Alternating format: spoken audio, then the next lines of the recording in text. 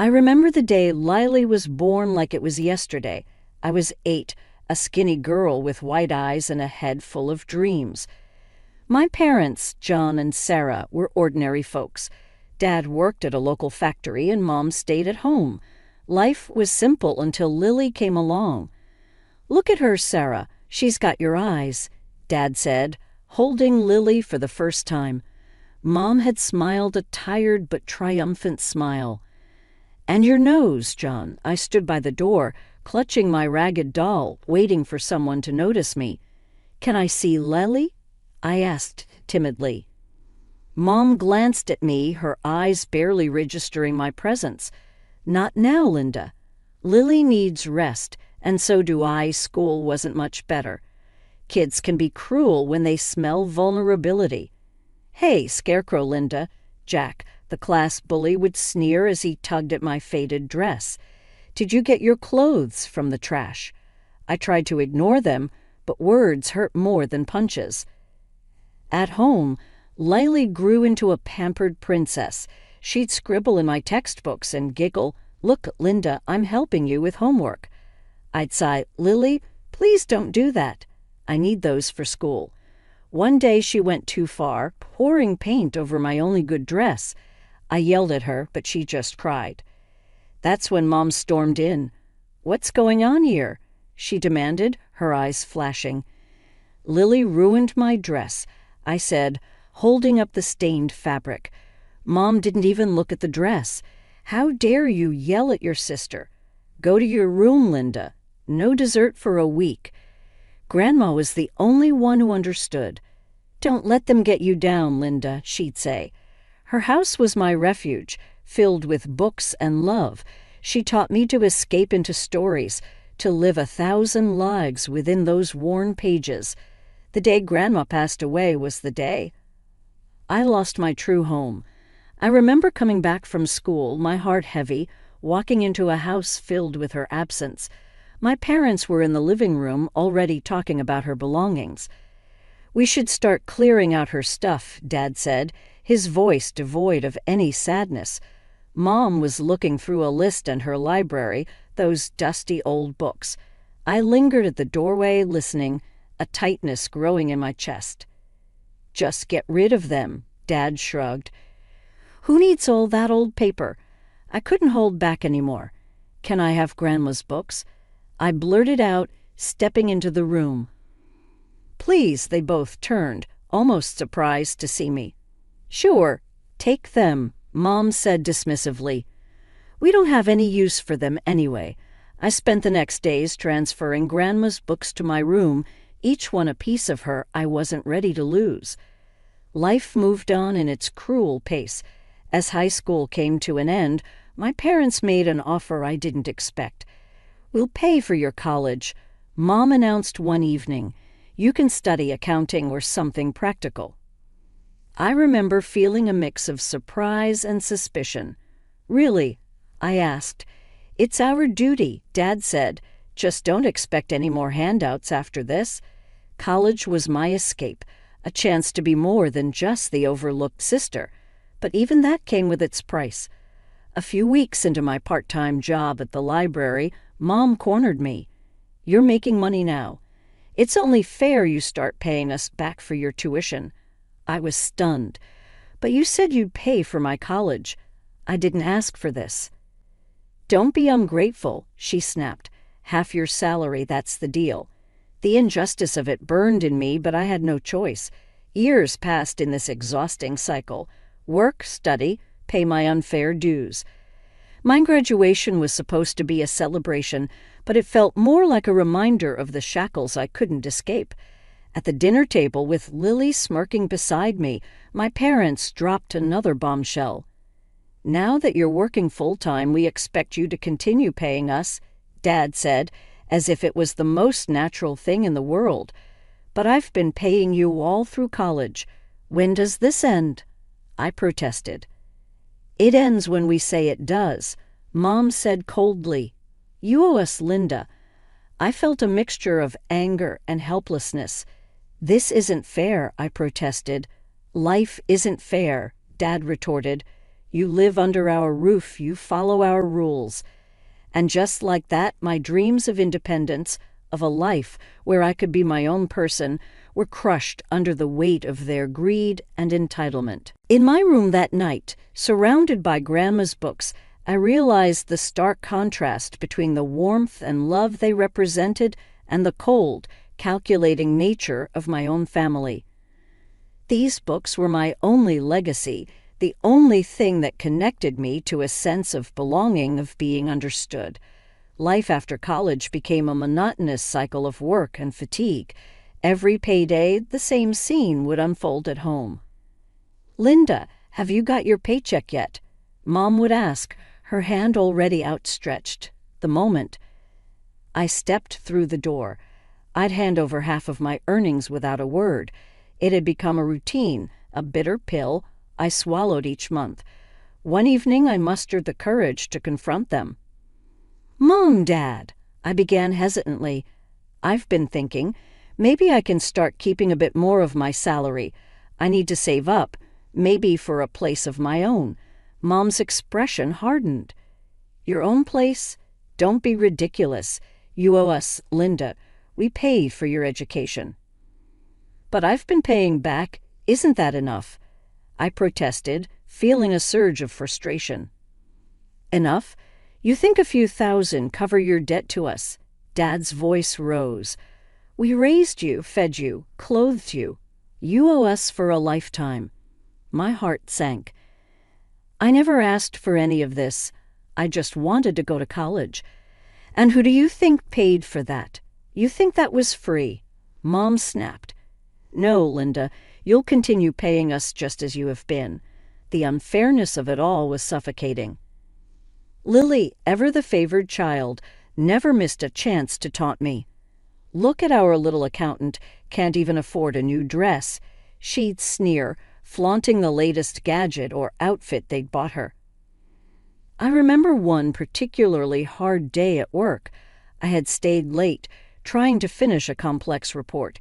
Exhausted, I reached home to find my family had ordered takeout, my favorite Thai food. For a moment, my spirits lifted. "Is there any left for me?" I asked hopefully. Mom shrugged. "You should have been here earlier. Besides, you can buy your own food with your big salary." I retreated to my room, too tired to argue. Dinner that night was a stale sandwich and a cup of tea. Alone in my room, surrounded by the comforting presence of my grandmother's books, I felt the full weight of the life I was trapped in. I longed for more, for freedom, for a chance to live for myself. But every attempt to break free was met with guilt trips and reminders of a debt that I was beginning to realize might not even be mine. My life at home had become a ceaseless routine of work and servitude. Each day I'd return from my job as an accountant mentally drained, only to be greeted by the chaos of my family's demands. One evening I came home to find the living room in a mess. Dad was lounging on the sofa, watching TV, while Lily was sprawled on the floor surrounded by a pile of clothes. Dad said without looking away from the screen, "Linda, you're back finally. Clean up this mess, will you, and start dinner. We're hungry." "But I've just got back from work," I protested weakly, my shoulders slumping. "Work? You call sitting in an office all day work?" Lily scoffed, not bothering to lift her gaze from her phone. "Try doing something useful for a change." Their words stunned, but I was too tired to argue. Silently, I began picking up the clothes, my mind heavy with resentment. As I cooked dinner, the familiar sense of injustice gnawed at me. I was more than just their housekeeper, more than their source of income. But in their eyes, I was nothing more than an extension of their will, a means to an end. The next morning, I was met with another list of demands. "Linda, take Lily shopping today. She needs new clothes," Mom instructed as I was about to leave for work. "But I have a busy day at the office," I said, my voice strained with frustration. "Oh, what's more important?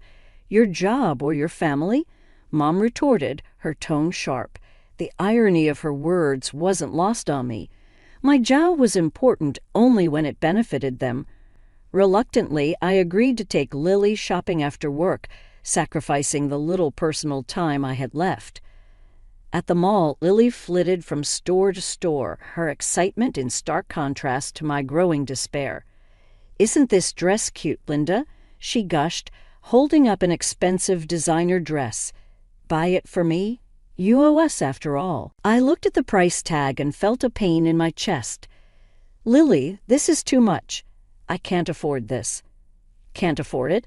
But you're the big earner in the family," she taunted, her voice dripping with sarcasm. "Stop being so stingy."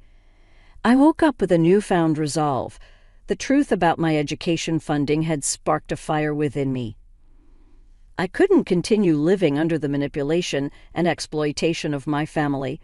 As I walked into the kitchen where Mom, Dad, and Lily were already having breakfast, I felt a sense of clarity. "Good morning," I said softly. Dad glanced up. "Morning. Make sure you're not late for work." I waited, hoping for more, but there was just silence. My heart sank. They had forgotten. It was just another day for them. I tried to hide my disappointment as I prepared my breakfast. The clock ticked away, each second a reminder of how little they cared. As I was about to leave for work, I mustered up the courage to remind them. "You know, today is my birthday," I said, my voice barely a whisper. Mom looked up, a flicker of surprise crossing her face before it vanished. "Oh, is it? Well, happy birthday. Don't expect us to throw a party." Lily snickered. "Yeah, happy birthday, Linda. Maybe you can treat yourself to something nice with your big paycheck." Their words stung like 1,000 needles. I left the house, holding back tears, feeling more alone than ever. The day at work was long and tiring. When I returned home, I hoped maybe they'd have a change of heart. But the house was just as I'd left it. I found Mom, Dad, and Lily in the living room, ordering food from a fancy restaurant over the phone. My hopes dissipated like mist. "Are we expecting guests?" I asked, a glimmer of hope reigniting. "No, just felt like ordering something nice." Mom said casually, "You can join us if you want." I watched as they ordered dish after dish, my heart sinking with each click of the phone. "Should I get the lobster or the steak?" Lily mused aloud. "You should get both," Mom encouraged. I stood there, a bystander in my own home. They hadn't just forgotten my birthday. They didn't care. I retreated to my room, the walls echoing with their laughter and chatter. I sat on my bed, surrounded by Grandma's books, the only gifts I'd ever truly treasured. In the silence of my room, I called my Aunt Mary, the only other person who had ever shown me kindness. She answered with a warm, "Happy birthday, Linda. How are you, dear?" Her words, so simple yet so full of warmth, brought tears to my eyes. We talked for a while, and she shared stories about Grandma, bringing a smile to my face. Then she said something that stopped me cold. "You know, your grandmother would be so proud of you. She always wanted the best for you. That's why she left the money for your education." I was confused. "What money, Aunt Mary?" "The money she saved up for your college. Didn't your parents tell you? She was so determined to give you a good start in life." My world spun. Grandma had paid for my college all these years. My parents had lied, making me believe I owed them. I hung up the phone, my mind racing. The truth was a key unlocking the chains I'd been bound with for so long. That night I couldn't sleep. The revelation churned in my mind, a mix of anger, betrayal, and a newfound sense of determination. I couldn't let them control me anymore. I had to break free to find my own path. The next morning, I confronted them. "I know about the money Grandma left for my education. Why did you lie to me?" Their reactions were a mix of shock and defensiveness. "We did what we had to do," Mom said coldly. "We're your parents. It's your duty to support us." "Duty? You lied and made me your servant." I exclaimed, my voice trembling with emotion. Dad just rolled his eyes. "Drama queen, you should be grateful we let you live here." That was the final straw. I was done being their scapegoat, their cash cow. It was time for me to take control of my life. The morning after my birthday was a new beginning. The sun seemed brighter, the air fresher, as if the world was acknowledging my resolve. I had packed my things quietly, trying to avoid any early confrontations. But as I was about to leave, Mom and Lily confronted me in the hallway, blocking my path. "Where do you think you're going with those bags?" Mom asked, her eyes narrowing. "I'm leaving," I stated, my voice steady despite the pounding of my heart. Mom's tone turned pleading. "Linda, you can't do this to us. We're your family." "Where will you go?" Lily chimed in. "Anywhere but here," I said, stepping around them. "I deserve better than this. I deserve a life." As I walked out the door, I felt a weight lift off my shoulders. The shackles of guilt and obligation that had held me down for so long were finally broken. I didn't look back. I walked towards the bus stop, my heart filled with a mix of fear and excitement. I was stepping into the unknown, but for the first time it was a path that I had chosen for myself. On the bus, I called a number I had written down a few months back, an advertisement for an apartment rental. The voice on the other end was friendly and understanding. By the time the bus reached my stop, I had arranged to view the apartment later that day. The apartment was small but cozy, a stark contrast to the coldness of my family home. As I signed the lease, I felt a sense of ownership and independence I had never experienced before. That night, in my new apartment surrounded by my grandmother's books, I finally felt at peace. I cooked a simple dinner for myself, enjoying every bite without the weight of judgment or expectation. My phone rang several times that evening, the caller ID showing my family's number, but I didn't answer. I was done letting them control my life. Instead, I curled up on the small sofa with a book, losing myself in a story of adventure and courage. It was like Grandma was there with me, her spirit encouraging me to live the life I was meant to have. In the quiet of my apartment, I made a promise to myself. I would live my life on my own terms, find my own happiness. I would no longer be the overlooked child, but a woman strong, free, and in control of her destiny. Settling into my new apartment was like starting a fresh chapter in my life. I had my own space, and for the first time I could use my salary for myself. It was a revelation to realize how far my earnings could stretch. Life was finally mine to live. When I wasn't giving half of it away to my parents and sister, I could afford good food, stylish clothes, and even indulge in a bit of self-care. One of my first acts of independence was giving myself a complete makeover. I got a stylish haircut, something I had always wanted but never dared to do. I bought clothes that made me feel confident and happy. Every morning I dressed for work with a sense of pride and excitement. At work, my colleagues noticed the change immediately. "Linda, you look fantastic. What's your secret?" Sarah, one of my closest colleagues, asked me one day. "Just enjoying my life and embracing the change," I replied with a smile, feeling a sense of accomplishment. But the most important thing I did after moving out was to take my grandmother's books with me. Those books were more than just literature. They were a connection to the happiest part of my childhood and a reminder of my grandmother's love. Every evening after returning from work, I would make myself a cup of tea and curl up with a book from Grandma's collection. It was my way of keeping her memory alive and cherishing the love for reading she had instilled in me. Life in my new apartment was peaceful and fulfilling. I relished in the small joys like cooking my favorite meals, decorating my space, and losing myself in a good book. The sense of freedom was exhilarating. One afternoon, as I was arranging my books on a new shelf, I came across an old photo of my grandmother tucked inside a novel. Tears welled up in my eyes as I held it.